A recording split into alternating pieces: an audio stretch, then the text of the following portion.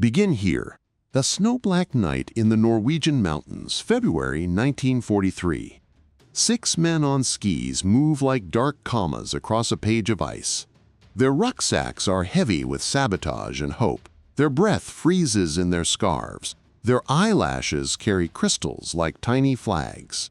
They have been hungry for weeks, sleeping in a stone hut you could miss by blinking, eating reindeer moss, and planning the kind of arithmetic that can change a war. A small team, a small target, a large consequence. They are headed for a factory called Vemork, where water is made heavy. Inside that cold concrete, the Germans are gathering deuterium, a quiet ingredient that makes other ingredients ugly. Heavy water is not a bomb, but it is a path, and the path ends somewhere no one wants to visit. The men on skis know only this. If they can break a few things in the right place, the path gets longer, and maybe the future breathes. They reach the gorge, a steep black wound in snow.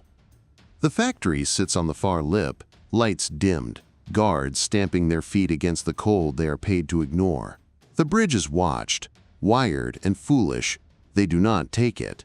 Instead, they climb down what the guide later calls impossible, because there are no words for the kind of slope that asks you for a signature in blood.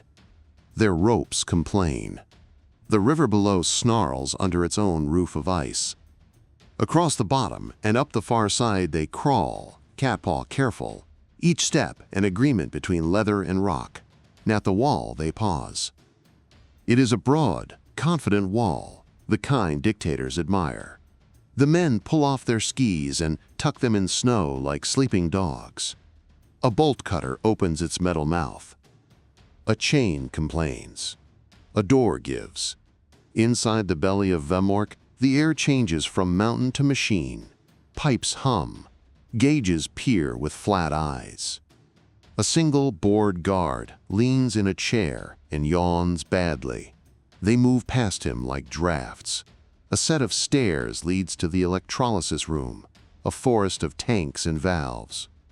There, under pipework that looks like the nervous system of a whale, they set their packages, pencil-thin explosives with timers set to end arguments. They tuck them against the big cylinders the way you'd tuck a child in, careful, precise, affectionate in a lethal way. One saboteur sets a fuse, then checks it again, because he knows that courage without competence is just noise. They leave the way they came. A breath. A small sound, then a big one. Light becomes teeth, then settles into darkness as the emergency systems fail to find their purpose. In the mountains above, 6 men listen for the sound they have willed into the world and hear it.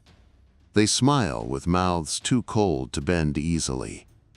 Then they put their skis back on, and the snow accepts them. NBY morning, the heavy water plant is wounded. Not dead, but bleeding slowly enough that the German program limps. Repairs will be made, trucks will roll, trains will carry steel and intention, but the calendar has been altered. Every day stolen here is a day not available later to rush a dreadful possibility. The men vanish into the white. One will be captured and killed in another mission. One will age into a quiet man whose neighbors will never know they live next door to a hinge in history. They were outnumbered by everything. Men, money, machine, map, and they changed the math anyway. Hold that shape in your mind. A small group, an impossible path, a precise objective. Now slide east, to an English estate where the hedges hide something louder than flowers. Brains at war. In drafty rooms at Bletchley Park, the underdogs are not on skis. They are hunched over tables with pencils and tea, with headaches and chalk, with a kind of stubbornness that does not photograph well. Their enemies are rotors, ciphers, and radiostatic. Their battleground is time. Begin earlier, however, across the Channel in 1932. 3 young mathematicians in Poland, Marian Rejewski, Jerzy Rzycki, Henryk Zagalski, sit with an early Enigma machine and a country's fear. They are underfunded, improvising in a room that smells like paper and intention. They do the thing that makes the rest possible. they teach themselves the machine's grammar. They build devices with names that sound like toys, bomba, sheets, grills, but that are, in fact, the first tools that chip at a fortress the Germans think is flawless. When Poland is swallowed, these men carry their knowledge south, then west, like the last ember in a box of matches. That ember lights Bletchley's stove, Nat Bletchley, an unruly orchestra forms. Classicists who can read 3 dead languages, but not a bus timetable. Chess champions who demolish opponents while speaking kindly. A woman who can hold 7 things in her head and put them in order while making tea. A mathematician named Allen whose mind has a hydraulic calm. A linguist named Mavis whose sense for patterns feels like witchcraft.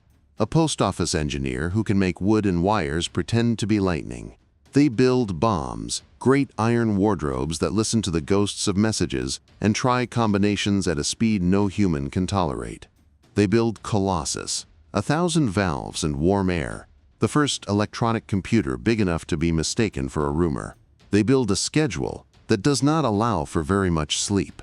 And then, every day, they do a small, humble miracle. They turn other people's secrets back into sentences. And a submarine wolf pack sends a signal. It is meant to be coiled. Bletchley uncurls it. A general orders a move. Bletchley listens to the calendar being shifted. An airfield sends a weather report. Bletchley nods and tells a British pilot that the sky is about to be cruel or kind. Convoys change course. Torpedoes miss. Bombers find empty sky, where flak would have been. Across the Atlantic, a merchant sailor thanks no one in particular for the ship that did not sink under him, drinks his tea, and thinks about home. He will never know the names of the tired people with ink on their fingers who decided he would see another port. Underdogs are not always poor in resources. Sometimes they are poor in esteem. Just clerks, someone calls the codebreakers. Just women, someone calls the WAAFs and WRENs, who carry, connect, categorize, and without whom the machine collapses. Just math, someone snorts, and then the candlelight of insight makes a general look brilliant because a young woman stayed 10 minutes past her shift to sort columns in a way that made sense to her alone. The war will be won with steel and oil, yes.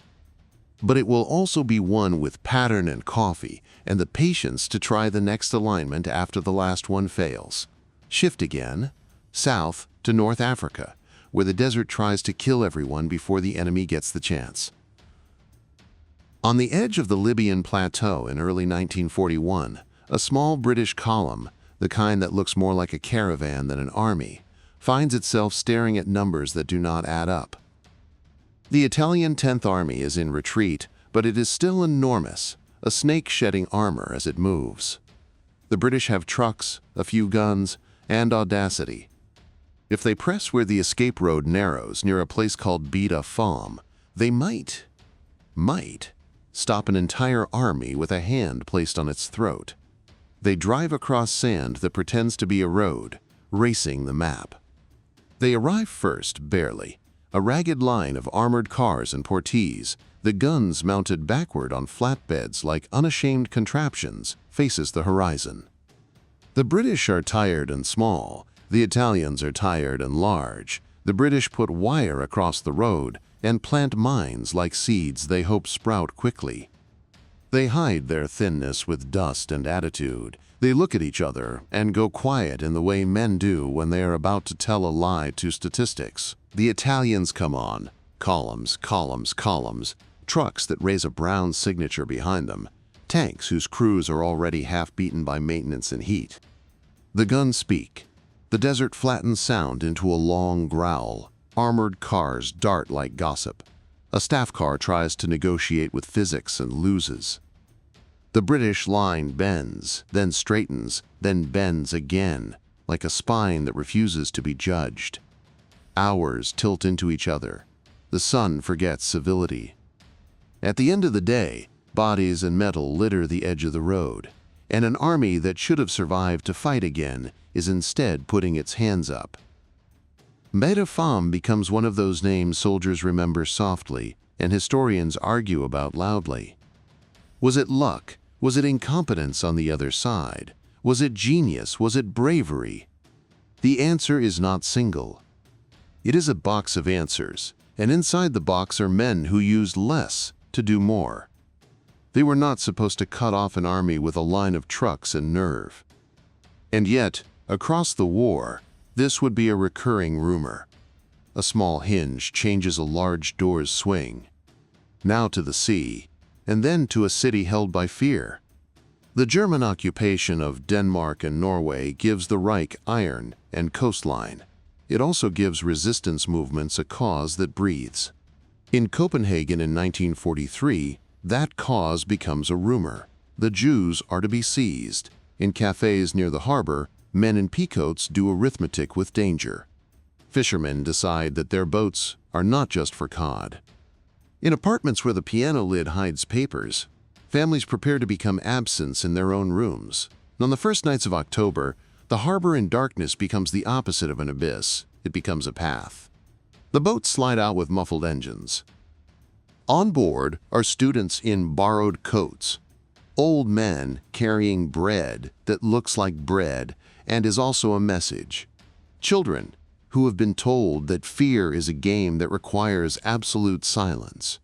Danish policemen play double. German officials look the other way so emphatically you can hear the effort.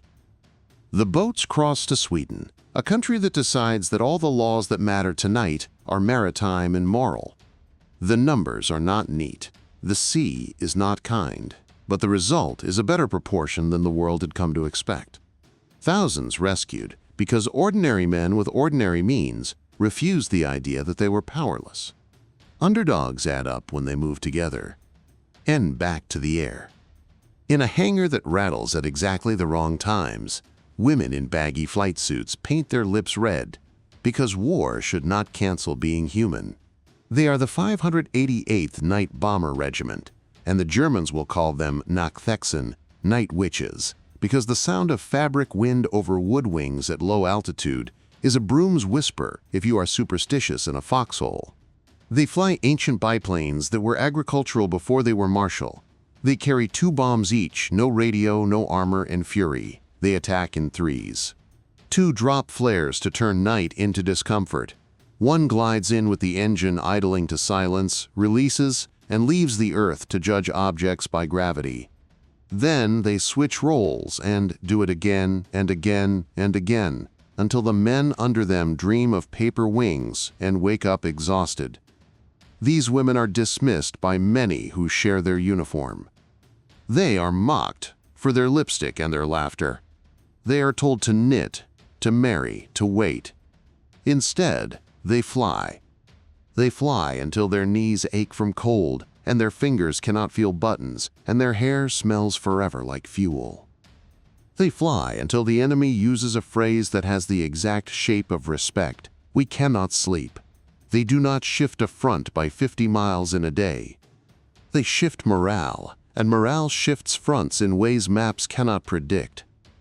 When supplies are low and planes are few, they turn the scarcity into a tactic. It is a mathematics of insult and endurance. They write another definition of underdog, not weak, merely underestimated, and then turn the globe. The Pacific is a room too large for voices. On Guadalcanal and Bougainville, in places where humidity sticks to skin like a second uniform, Marines carry radios that must lie to the air. The Japanese listen. English is a vulnerable language when harvested by trained ears, so the Marines go to the southwest and ask for a language with cliffs and echoes, Navajo. Young men from the nation, raised in a country that did not always love them, now fill a need that only they can fill. They train a code that is not a code, a vocabulary of war that borrows from sheep and eagles and stubborn rocks. And on the air, it sounds like wind braided into speech. To an enemy listener, it is a riddle written by a mountain. To friendly officers, it is orders, coordinates, warnings, requests. The speed is the revelation. Where code used to be a drag on urgency, now clarity arrives before consequences. Batteries shift faster. Shells walk across a hillside with rhythm because the talk is in time with the danger. A code talker sends a message in 20 seconds that used to take 20 minutes. 20 minutes is a unit of death when artillery is involved. Underdogs who were told once by their own government to be quiet now use their mother tongue to make sure other men get to hear their mothers again. And in the Philippines, when islands fall and flags change under duress, another underdog idea grows teeth. Guerrilla networks built from teachers, farmers, priests, a few soldiers who refuse to become ex-soldiers.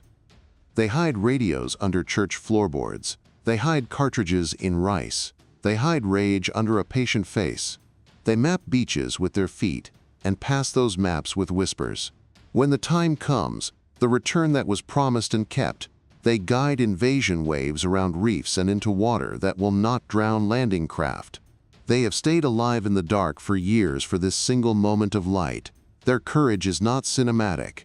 It is administrative: lists, routes, caches. And that is the form of courage that wins wars, because it is the kind that does not go to sleep.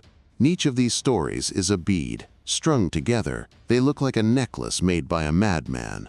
Norway's ice, England's tea, Libya's sand, Copenhagen's harbor, Russia's night, Arizona's desert, the Philippine jungle, places that would not recognize each other if they were introduced at a party. But the thread is the same: small, under-resourced, underestimated, committed. They were not the headline. They were the paragraph that explained why the headline happened. There's a temptation to turn Underdog into myth, to give it a cape and a soundtrack and a grin. Resist that. The underdog is often tired, often angry, often cold. The underdog is a woman hearing a joke she's heard before and flying anyway. The underdog is a man who doesn't have the right boots and goes up the mountain regardless. The underdog is a code typed by hands that learned those letters in a boarding school that tried to beat the language out of them, now using it as a shield.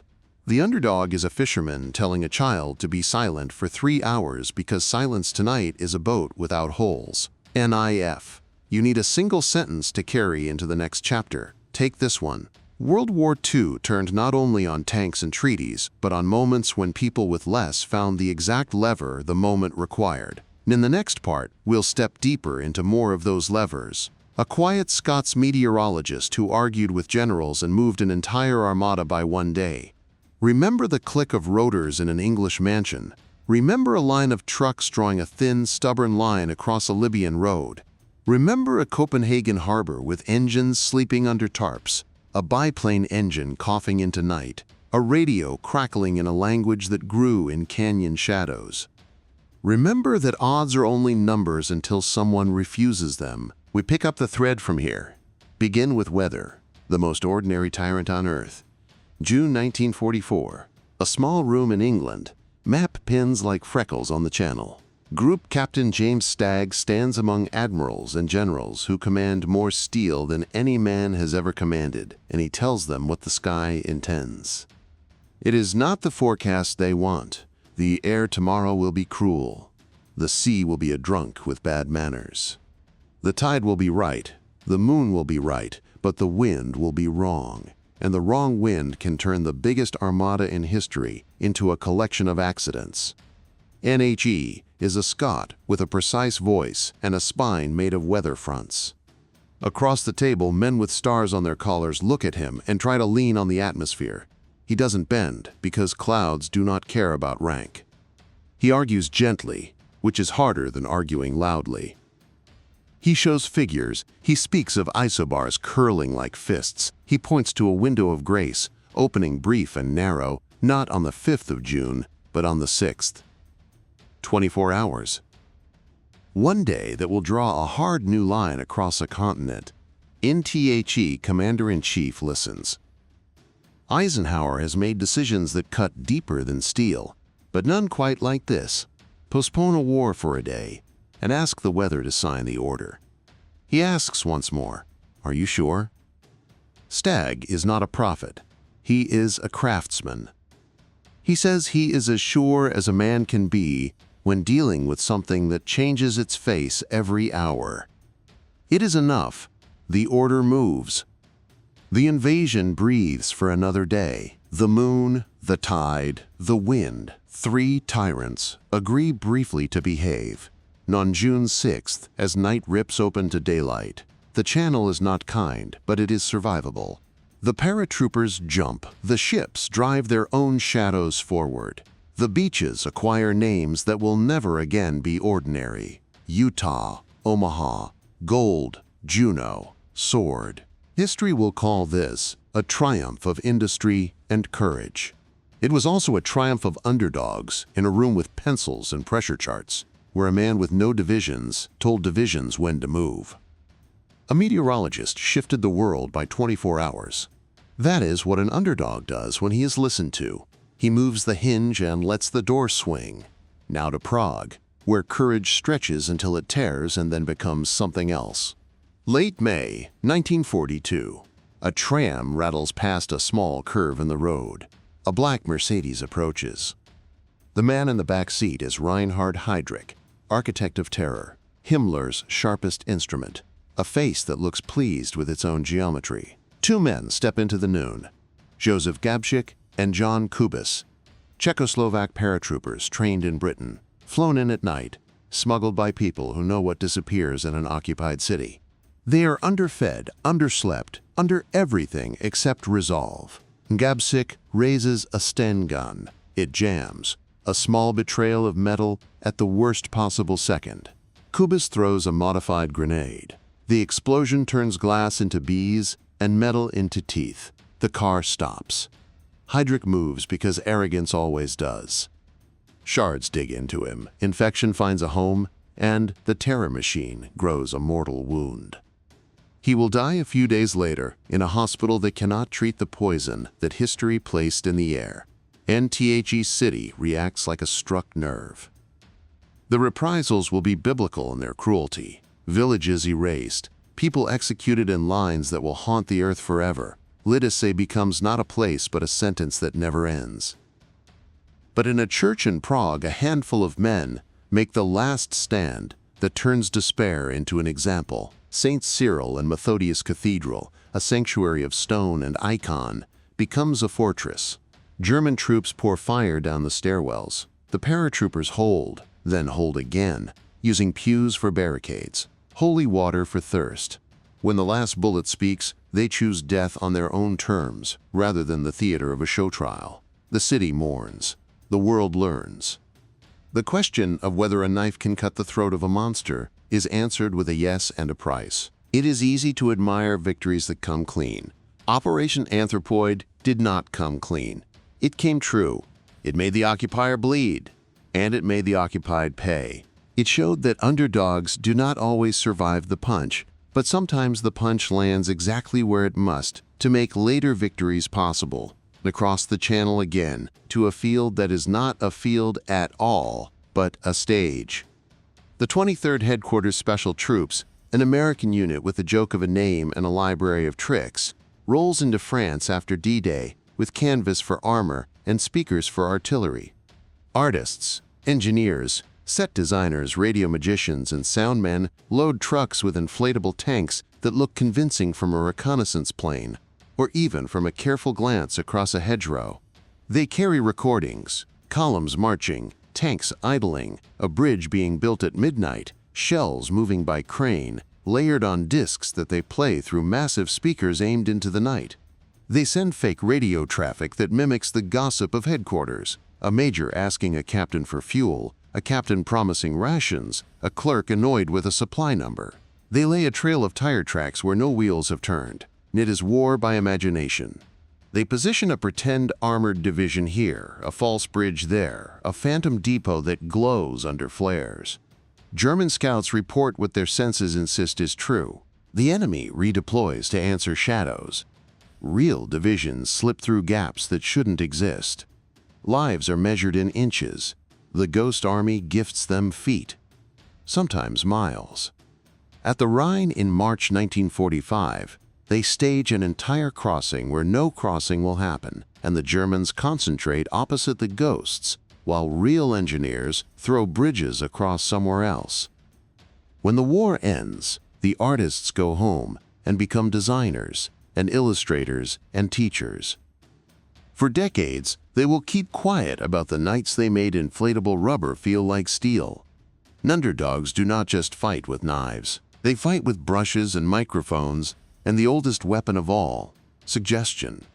They turn the enemy's caution into a shield. They stand on a road with a canvas tank and make a panzer battalion turn away. It is ridiculous. It is beautiful. It is effective. And slide now to the Pacific again, where a codebook is not on paper, but in the heads of young men whose childhoods were a series of insults. The Navajo code talkers step into the war with a language that grew in canyon shadows and on sheep trails, learned by lamplight in homes where stories walk. Marines hand them microphones and ask for speed that can save battalions. They deliver. There is no machine fast enough to find order in what they say. There is no Japanese linguist who can move that quickly through a mountain of syllables. The code talkers send fire missions, call medevacs, coordinate landings.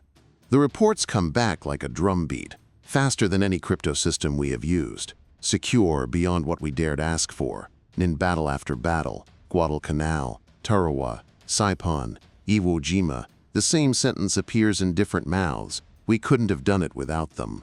The irony becomes a kind of justice. A government that once tried to erase their language now relies on it to keep its sons alive. The underdogs do not give speeches about this. They transmit, they reload words, they transmit again. After the war, many will return to a country that struggles to pronounce thank you. They will continue to speak their language anyway, because it saved people, and that is a fact that cannot be argued with. Now to Italy, winter 1944. A hill that the maps barely noticed until men began to die on it. The hill is a phone and a promise. A forward observer kneels behind a rock with a handset connected by wire that snakes back to guns he cannot see. His name is not famous to the world. There are many names for this man in many units, but the shape of him is always the same. Cold, dirty, carrying coordinates in his mouth like a prayer. The enemy climbs. He calls corrections, 100 left, 200 short, fire for effect. The hillside sings in the language of steel. The enemy falls back. The wire gets cut. He splices it and keeps talking. The snow takes his footprints. The wind takes his heat. Nothing takes his voice. When the day ends, the ridge is still friendly because one person refused to stop pointing. This story does not end with medals on a pillow. Sometimes it ends with a man quietly folding the map at dusk and walking down the hill. Sometimes it ends with a small cross and a larger silence. But the effect, the hill still ours, enters the ledger that night. The war is a million such ledgers, balanced by people whose courage looks like arithmetic. Distance, azimuth, elevation, repeat. NWE could stop here. We will not. Because there is a city that learned to fight with lists and routes and small boats, there is a regiment of women who made wooden wings terrifying. There is a single day in the North Atlantic when a convoy should have died and did not, because a handset relayed a course change that started in a room full of wires in England. There is a railway bridge in Burma that refused to fall until a man who had never seen such a bridge before figured out where to put the first spoonful of explosive. And there is Midway in spring 1942. The United States is still learning how to bleed without fainting. In a basement in Pearl Harbor, Joseph Rochefort and his codebreakers at Station Hypo sit with cigarettes and stubbornness, trying to tease strategy out of fragments. The Japanese naval code is not a book you open.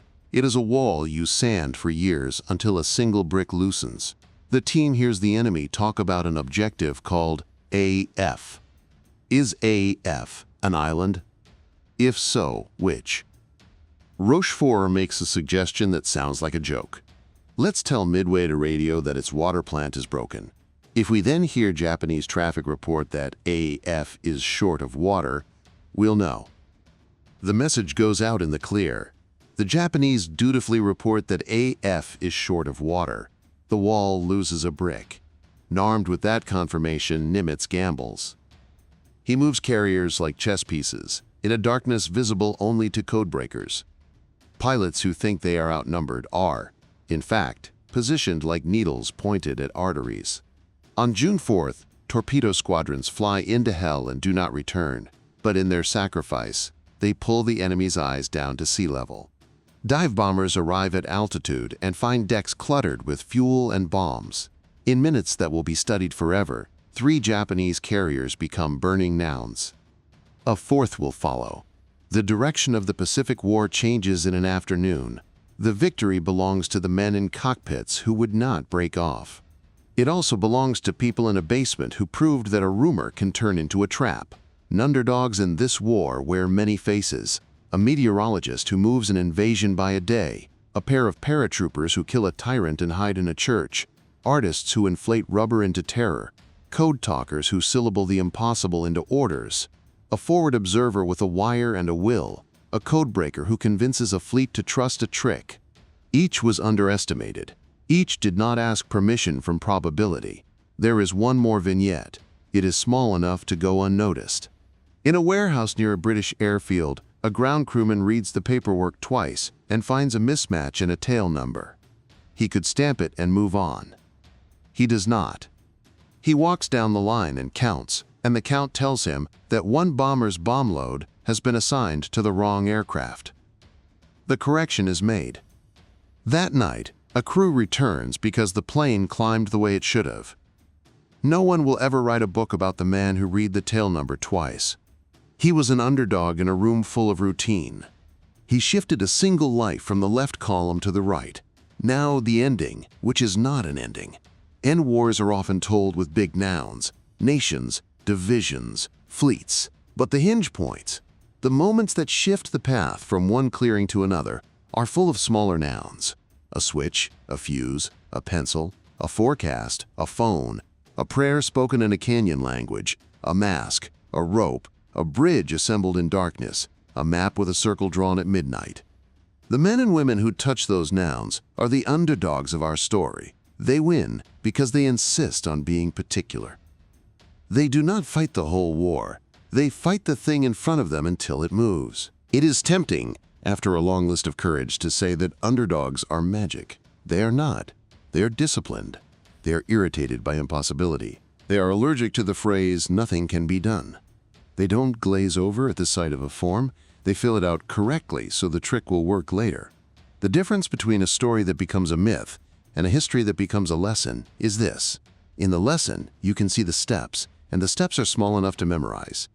NSO, remember a few. Remember that 6 men on skis can lengthen a dictator's timeline with a bolt cutter, and a belief that winter will protect them if they treat it like a colleague.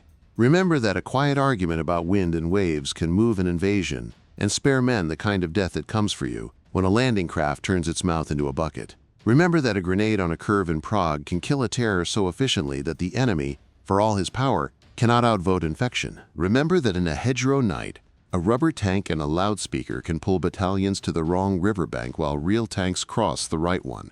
Remember that a language the government tried to mute can become the clearest voice on the battlefield. Remember that a soldier with a handset can hold a hill because the mathematics of his corrections are better than the rage of the men climbing toward him. Remember that a lie told on purpose over a radio water plant broken can lead the enemy to name his own target for you, and that this too is courage. And remember that none of these, they thought of themselves as workers, on skis, at tables, under wings, behind rocks, beside radios, in basements, doing tasks that were specific and hard and therefore holy. NIF, you want a single moral. It is this. The odds are the odds until they meet a person who knows exactly which lever to pull. World War II did not change because giants locked hands and wrestled. It changed because underdogs found, again and again, the exact brick to loosen, the exact wire to cut, the exact day to choose, the exact word to speak, the exact moment to stay put. When the bigness of a war threatens to flatten your understanding, go small. That is where the story lives. That is where the door moves. Now imagine the ledger closing for the night. A forecaster erases a chalkboard. A saboteur hides his rope with the care of a priest folding a cloth. An artist deflates a tank and writes a note to his mother. A code talker lies on his back and watches a single star and decides it belongs to the same sky as the one above his home. A forward observer cleans mud from a handset and coils the wire properly because the next man will need it to work in the rain. A codebreaker rubs his eyes and circles a single letter on a page as if it were a lighthouse. NTHE war will end. The lesson should not. NIF, you are looking for an anthem. You can do worse than this. Small things, done precisely at the right time by people who refuse to defer to size. NTHE Underdog wins not by being bigger but by being sharper. And when the last page of that era is turned, and the world goes back to pretending that ordinary days are ordinary forever, the truth remains. History is a tightrope, and beneath that wire, in rooms without windows, people keep their balance with pencils. This has been the May their accuracy, their patience, and their courage make the present a little less arrogant, and the future a little more careful.